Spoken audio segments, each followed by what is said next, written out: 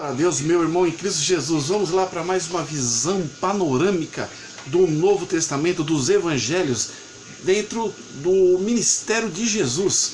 O seu nascimento, o seu ministério, a sua morte e ressurreição, e glória a Deus. A vinda do Espírito Santo, para que estivesse presente ali nos apóstolos e chegasse até ao meu e ao teu coração. Dentre de vários personagens que nós já falamos e estudamos, vamos então dar uma finalização a respeito de um dos principais, aquele que foi o precursor do Evangelho, aquele profetizado no Velho Testamento, o exemplo do livro de Isaías, a voz que clama no deserto, João, o chamado Batista, cujo pai era sacerdote Zacarias e sua mãe Isabel. Amém? Então, esse personagem foi de suma importância como precursor do Evangelho, precursor da vinda de Jesus Cristo, anunciando, pregando o arrependimento dos pecados e anunciando a vinda de Cristo Jesus.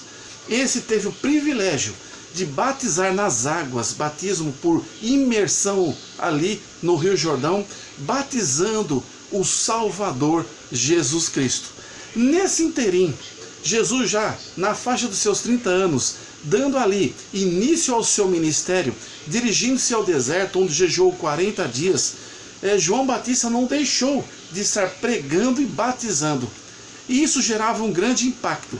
Porém, vamos aí folhear alguns capítulos e versículos bem breves, como por exemplo de Mateus capítulo 3, versículo 1 diz assim: E naqueles dias apareceu João Batista pregando no deserto da Judeia, lá nas terras de Israel, no sul da Palestina, e dizendo: arrependei-vos, porque está próximo o reino dos céus.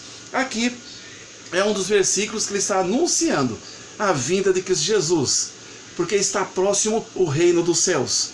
E no mesmo capítulo 3 do Evangelho de Mateus, versículo 6 diz assim: E eram por eles batizados no Rio Jordão, confessando os seus pecados.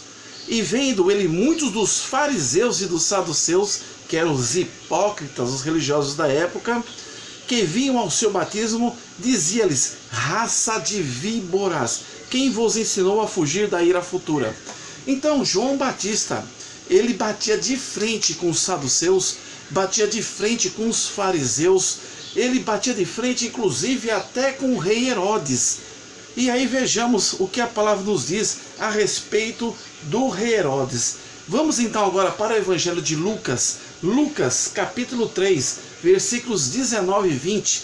Olha como João Batista tinha uma intrepidez. E disse no 19: Sendo, porém, o tetrarca Herodes repreendido, olha, o rei era repreendido por ele, quem? João Batista, por causa de Herodias, mulher de seu irmão Filipe. Então, João Batista, com intrepidez e ousadia, diz o texto aqui, ele repreendia o rei da Judéia, Herodes, porque estava ali vivendo com a mulher do seu irmão Filipe, e por todas as maldades que Herodes tinha feito. Isso fazia com que? Isso fazia com que Herodes ficasse preocupado com esse tipo de acusação, mas quem mais ficava era Herodíades, essa se irritava com a intrepidez, com as acusações, porque isso gerava impacto ali na Judéia, como se fosse ali realmente uma mulher adúltera, porque ela era esposa de Filipe e estava com Herodes, o tetrarca. E nesse inteirinho, ela criando esta raiva em relação a João Batista, ela pretendia matá-lo e via ocasião para isso. Mas enquanto isso não foi possível, infelizmente no final nós veremos que aconteceu a morte de João Batista.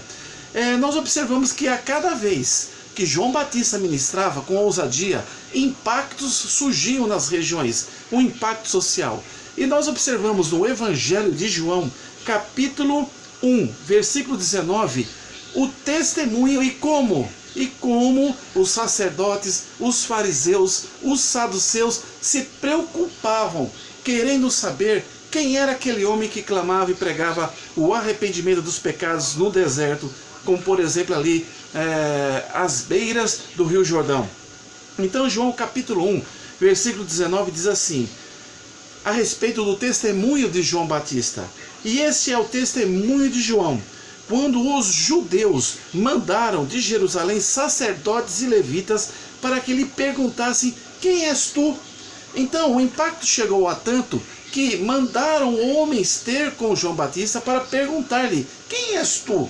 Aí, no 20 diz assim, e confessou, e não negou, eu não sou o Cristo. É claro, ele era aquele que era o precursor do Evangelho, a voz que clamava no deserto, pregando o arrependimento dos pecados e anunciando a vinda do Salvador.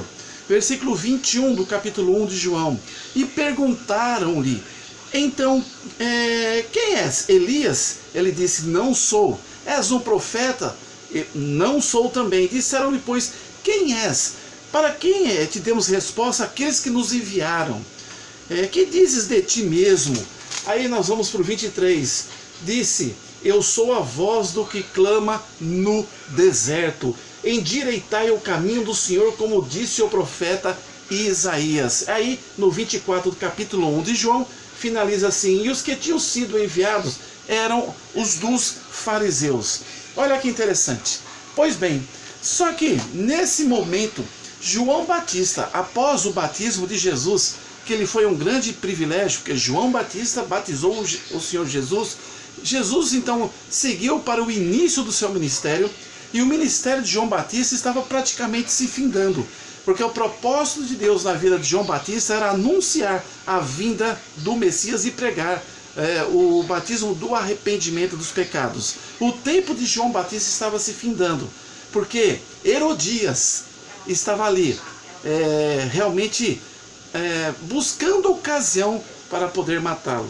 Certa feita, quando nós buscamos agora no Evangelho de Marcos, Marcos capítulo 6, versículos de 19 em diante, nos mostra uma ocasião interessante. Herodes, então, ele aniversariava. E o que ele fez? Ele fez como todo rei, na sua ostentação, ele fez então uma festividade para comemorar os seus anos de vida. Então, no capítulo 6 de Marcos, versículo 21, diz assim, e chegando uma ocasião favorável em que Herodes, no dia dos seus anos, ele dava uma ceia aos grandes. Quem eram esses grandes nessa ceia? Esses grandes eram os tribunos, príncipes da Galileia. Então, ali no palácio, naquela festividade, estavam quem? Os grandes, os tribunos, os príncipes da Galileia. E diz mais, e entrou a filha de Herodias, entrou Salomé, e dançou perante os olhos de Herodes, como também aqueles que foram convidados, os príncipes da Galileia, como também os tribunos. Ocasião que, feliz por aquela dança, estupefato, ele simplesmente fez uma proposta para a filha de Herodias, que ela pedisse tudo o que ela quisesse. Até metade do reino ele daria a ela, se assim ela pedisse, por intermédio, por ocasião daquela dança, aonde estava ali realmente sendo comemorado os dias e anos do rei Herodes. Terminando aquela dança que abrilhantou, chamou a atenção de Herodes e os grandes ali que estavam presentes, ela retirou-se e foi ter com a sua mãe Herodíades e perguntou-lhe, mãe, o que peço a Herodes, porque tenho dançado perante os olhos dele. Então Herodíades viu a ocasião ímpar, única, exclusiva de pedir a morte de João Batista, que também já encontrava-se numa certa situação encarcerado nos porões daquele palácio.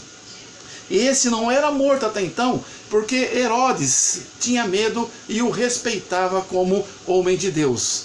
Estava preso sim, mas não a ponto de uma sentença de morte. Mas por intermédio ali daquela ocasião festiva, da dança e após dança, onde Salomé dirigiu-se a sua mãe e perguntou, o que pedirei a Herodes? Ela não titubeou, disse a filha, pede a cabeça de João Batista, que já está ali encarcerado.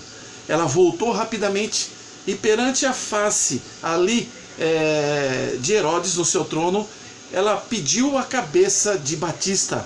E Herodes, constrangido, sabendo que não poderia voltar com a sua palavra, determinou ao seu capitão do exército que dirigisse ao cárcere, então degolasse João Batista e trouxesse a cabeça do mesmo numa bandeja e fosse então entregue à sua filha Salomé. Nesse interim, o ministério de João Batista terminou. A vontade de Deus para a vida desse homem maravilhoso foi anunciar a vinda do Messias e pregar o batismo do arrependimento dos pecados. Aí, no próprio Evangelho de Marcos, capítulo 6, versículo 29, diz assim: e os seus discípulos, tendo ouvido isso, a morte de João Batista, tomaram o seu corpo e o puseram num sepulcro. Dentre os personagens que nós já citamos na Bíblia, eu gostaria que então nós pudéssemos dar o encerramento deste que é um dos principais no pano de fundo, na visão panorâmica dos evangelhos, a vida de João Batista. Que Deus te abençoe ricamente hoje e para todo sempre. Amém. Amém.